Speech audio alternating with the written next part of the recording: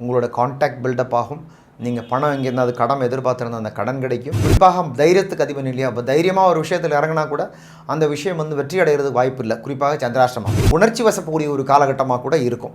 ஒரு அலைச்சல போராட்டங்களோட பயத்தை பிரச்சனை கொடுக்கக்கூடிய இடமாக இருந்தாலும் எதிர்பாராத விதமான தனப்பிராப்தியும் അല്ലെങ്കിൽ கான்டாக்டும் புது புது உறவுகளை உருவாக்கக்கூடிய தன்மை குரு உங்களுக்கு ஏற்படுத்தி கொடுக்கும். வணக்கம். ஆகஸ்ட் மாத கிரக சஞ்சாரங்களை பற்றி நம்ம பேச போகிறோம். ஆகஸ்ட் மாதத்தை பொறுத்த வரைக்கும் ரிஷபராசி நேர்கள், அப்போ ரிஷபன்றது ராசிகளில் ஸ்திர ராசி. இப்போ ஸ்திர ராசி என்ன, ரிஷபம், சிம்மம், விருச்சிகம், கும்பம், இந்த 4 ராசிகள் தான் ஸ்திர ராசி. ஸ்திர ராசியோட நேச்சர் என்னன்னா, ஒரு விஷயத்தை உள்வாங்கிறது கொஞ்சம் டைம் எடுக்கும். உள்வாங்கிட்டோன்னா அந்த விஷயத்தில் ரொம்ப உடும்பு பிடியாக இருக்கும். அதுதான் அந்த ஸ்திர ராசியோட தன்மை. ஒரு விஷயம் புரிஞ்சுக்கிறதுக்கு கொஞ்சம் டைம் எடுத்தாலும் அந்த புரிஞ்சுறதுக்கு பிறகு அந்த விஷயத்தில் ரொம்ப உறுதியாக இருக்கக்கூடிய மாற்றம் இல்லாதவங்களில் ஒரு வார்த்தை கொடுத்தாலோ ஒரு விஷயம் எடுத்தாலோ கையில் எடுத்தாலோ அது உறுதியுடன் முடிக்கக்கூடிய தன்மை உள்ளவர் தான் ரிஷபராசி. நார்மலாக இந்த ராசியில் 2.25 நட்சத்திரங்கள் சொல்லுடைய கிருத்திகையோட 3 பாதம், ரோகிணியோட 4 பாதம், மிருகசீஷத்தினோட 2 பாதம் என்ன சொல்லக்கூடிய 9 பாதம் அடங்கக்கூடிய 30 டிகிரி அடங்கக்கூடிய 2.25 நட்சத்திரங்கள் தான் இந்த ரிஷபராசியில் பயணிக்கிறேன். ராசிக்கு அதிபனான சுக்கிரனோட பொசிஷன் என்னது, ராசிக்கும் 6 கூடிய அதிபனான சுக்கிரனோட பொசிஷன் தான் இப்போ பார்க்கணும். அப்போது ராசிக்கு அதிபனான சுக்கிரனும் ராசிக்கு 6ஆம் பாவாதிபனான சுக்கிரனும் ராசிக்கு 2ஆம் வீடான மிதுன வீட்டுக்கு பயணிக்கிறார் ஆகஸ்ட் மாதம். இது ஒரு நல்ல பொசிஷன் தான். ஏன்னா ராசியாதிபன் தன் வீட்டிலேருந்து 2ஆம் வீட்டுக்கு போகும்போது பொருளாதாரத்தில் ஒரு நிச்சயமான நல்ல ஒரு ஜம்ப் இருக்கும். இந்த ஜூலை மாதம் மட்டும் ஜென்மத்திலே சஞ்சரித்தப்போ ஒரு ராசி அதிபன் அந்த ஜென்மத்தில் இருக்கும்போது கொஞ்சம் ஒரு சோர்வு இருக்கும். அது தனஸ்தானத்திற்கு போகும்போது ஜென்மத்துக்கும் 6 கூடி அதிபனான சுக்கிரன் ராசிக்கு 2ஆம் வீடான மிதுன ராசி சஞ்சரிக்கிற காலகட்டம் கொஞ்சம் சிறப்பாகவும் இருக்கும். குறிப்பாக அந்த மிருகசீஷம் விட்டு திருவாதிரையிலெல்லாம் சுக்கிரன் போகும்போது கண்டிப்பாக உங்களோட கான்டாக்ட் பில்டப் ஆகும். நீங்கள் பணம் எங்கேருந்து அது கடன் எதிர்பார்த்துருந்த அந்த கடன் கிடைக்கும். நிச்சயமாக 6 கோடி இல்லையா, 6 கோடி 2 இடத்துல போட்டால் கடன் கேட்டு கிடைக்காம 1-2 மாதங்கள் லேட்டானா கூட இந்த மாதம் ஆகஸ்ட் மாதம் கண்டிப்பாக கடன் பெறுவதுக்கு கடன் கேட்பதுக்கு ஒரு சிறந்த மாதம்னே சொல்லலாம். அதுதான் அந்த சிறப்பு. ராசியாதிபன் தன் வீட்டான 2ஆம் வீட்டான மிதுன வீட்டுக்கு போகிறது சிறப்பு. 6 கோடியும் சேர்ந்து சுக்கிரன். அடுத்து ராசிக்கு 2ஆம் வீட்டுக்கு அதிபனான புதனோட பொசிஷன் அந்த மாதிரி பார்ப்போம். ராசிக்கு 2ஆம் வீடான புதன் ராசிக்கு 3ஆம் வீடான கடகத்தில் பயணிக்கிறது. அப்போ 2 கோடி 3 இருக்கிறதே ஒரு பேச்சில் ஒரு தைரியம் இருக்கும். ஆகஸ்ட் மாதத்தை பொறுத்த வரைக்கும் ரிஷபராசிக்கு பொறுத்த வரைக்கும் என்னென்னா, பேச்சில் ஒரு தைரியம் கிடைக்கும். அதுதான் உங்களோட சிறப்பாக இருக்கும். இந்த ஆகஸ்ட் மாதத்தில் உங்களோட சிறப்பாக இருக்கிறதுனா பேச்சில் ஒரு தெம்பு இருக்கும், தைரியம் இருக்கும். ஒரு மற்றவங்கள மேலே புரிஞ்சுக்கிட்டு மற்றவங்களோட இமோஷனை புரிஞ்சுக்கிட்டு பேசக்கூடிய தன்மை உங்களுக்கு வரும். ஏன்னா கிரகங்களோட பொசிஷன் தான் நம்மளோட கேரக்டர், நம்மளோட சிந்தனைகளை டிசைட் பண்ணுறது. அதான் அதனோட சிறப்பு. அடுத்து ராசிக்கு 3ஆம் பாவாதிபனான சந்திரனோட பொசிஷன். எப்போவுமே சந்திரன் 2.25 நாளில் ஒரு ராசியை விட்டு கிளம்பிகிட்டே இருக்கும்.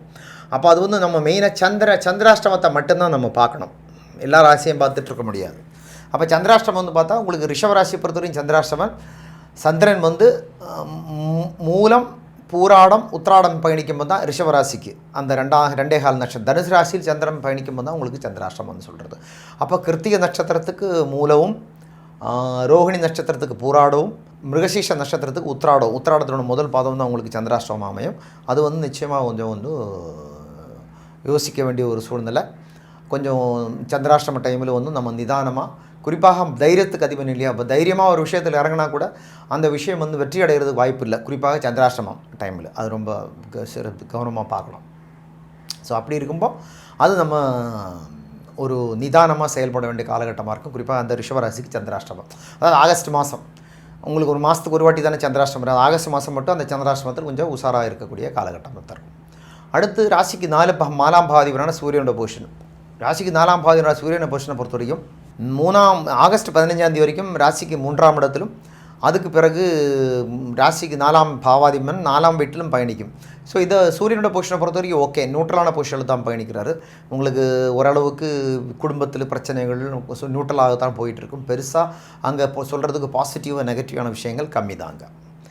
அடுத்து 2-5 கூடிய புதனோட பொசிஷன். ஆல்ரெடி நம்ம சொன்ன மாதிரி புதன் பஞ்சமாதிபதியும் தனாதிபதியான ரிஷபராசிக்கு பஞ்சமாதிபதியும் தனாதிபதியான புதன் ராசிக்கு 3ஆம் வீடான கடகத்தில் பஞ்சாரம் பண்ணுறது ஓகே தான், அது வந்து தப்பான்னு சொல்ல முடியாது. ஏன்னா தன்னோட புத்திக்கு யோசித்து பயன்படக்கூடிய ஒரு காலகட்டமாக தான் இருக்கும்.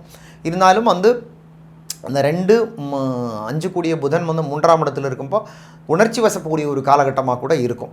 கொஞ்சம் ரொம்ப யோசித்து புத்திசாலித்தனமாக பேசுகிற மாதிரி கொஞ்சம் உணர்ச்சி வசப்பட 3ஆம் இடம்ன்றது இமோஷனலான ஏரியா, இமோஷனை வெளிப்படுத்தக்கூடிய ஏரியா. அப்போ அது வந்து கொஞ்சம் நிதானமாக, குறிப்பாக இந்த சந்திராஷ்டமம் உள்ள காலகட்டம்லாம் கொஞ்சம் நிதானமாக செயல்படுறது உங்களுக்கு நல்லது ரிஷபராசியை பொறுத்த வரைக்கும். அடுத்தபடியாக வந்து உங்களுக்கு ராசிக்கு 7, 12 கூடிய செவ்வாயோட பொசிஷனை நம்ம பார்க்கணும். இப்போ ராசிக்கு 7ஆம் இடம்ன்றது இந்த பழக்கம், கணவன் மனைவி, சொந்த பந்தங்கள், உறவு, நட்பு என்று சொல்லக்கூடிய இடம் தான் 7ஆம் இடம். 12ஆம் இடம் அது.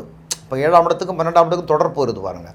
அப்போது அந்த 7ஆம் இடம்ன்றது நண்பர்கள், கணவன் மனைவி, சொந்த பந்தங்கள், உறவுகள், நட்பு, பிஸ்னஸ் பார்ட்னர் எல்லாம் நம்ம பழகிற வட்டம். 12ஆம் இடம்ன்றது பாருங்கள் அயன சயன மோட்ச போகஸ்தானம்னு சொல்லக்கூடிய 12ஆம் இடம்.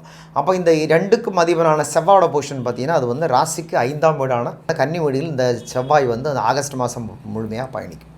இது வந்து ஓரளவுக்கு பரவாயில்லாத பொசிஷன் தான். கன்னி வீட்டில் வந்து கன்னியில் செவ்வாய்க்கு வந்து பலகீனமான பொசிஷனாக இருந்தால் கூட ஒன்றும் பெருசாக டிஸ்டர்ப் பண்ணக்கூடிய காலகட்டம் இல்லை. என்ன ஒரு விஷயம் என்னாலும் கன்னியில் இருக்கக்கூடிய செவ்வாய் வந்து டைரெக்டாக வந்து சனி உட்பட பார்வையில் படுது. பட் அப்போ கூட சனி அங்கே வக்கரமாக இருக்குது. அதனால் ஒன்றும் பெரிய பாதிப்பு ஏற்படுத்துறதுக்கான வாய்ப்புகள் இல்லை. அது வந்து ஒரு ப்ளஸ்ன்னு சொல்ல முடியாது, மைனஸ்ன்னு சொல்ல முடியாது. ஒரு நியூட்ரலான காலகட்டமாக தான் இருக்கும் உங்களுடைய 7, 12 கூடிய செவ்வாயோட பொசிஷன். அடுத்து ரிஷபராசிக்கு 8, 11 கூடிய குருவோட பொசிஷனை நம்ம பார்க்கணும். இப்போ ரிஷபராசிக்கு 8ஆம்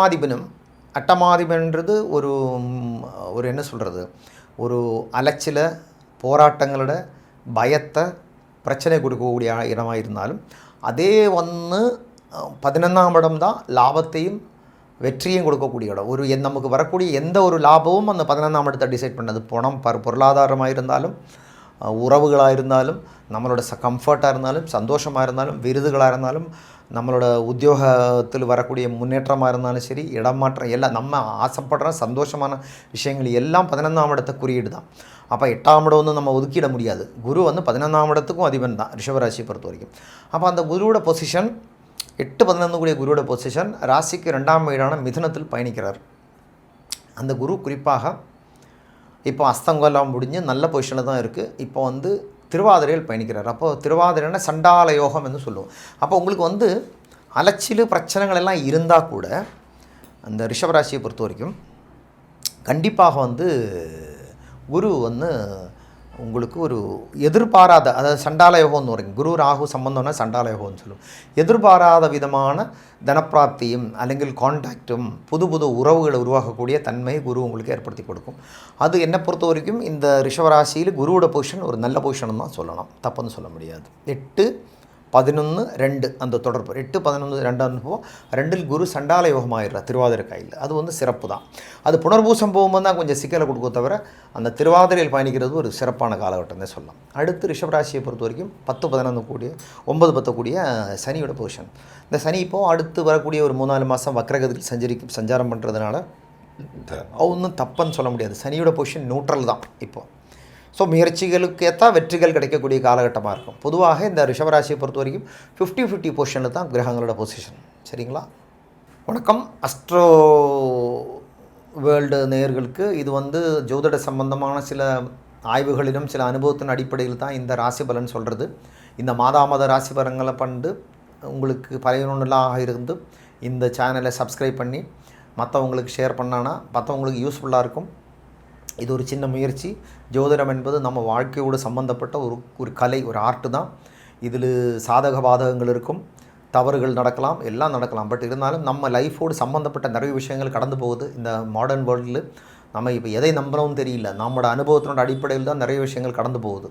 அதனால் வந்து இந்த வருந்த தகவல்கள் உங்களுக்கு யூஸ்ஃபுல்லாக இருந்தால், உங்களுக்கு ஓகேன்னு தோணுன்னா இதை சப்ஸ்கிரைப் பண்ணுங்கள், ஷேர் பண்ணுங்கள், மற்றவங்களுக்கு யூஸ்ஃபுல்லாக இருக்கட்டும். நன்றி, வணக்கம்.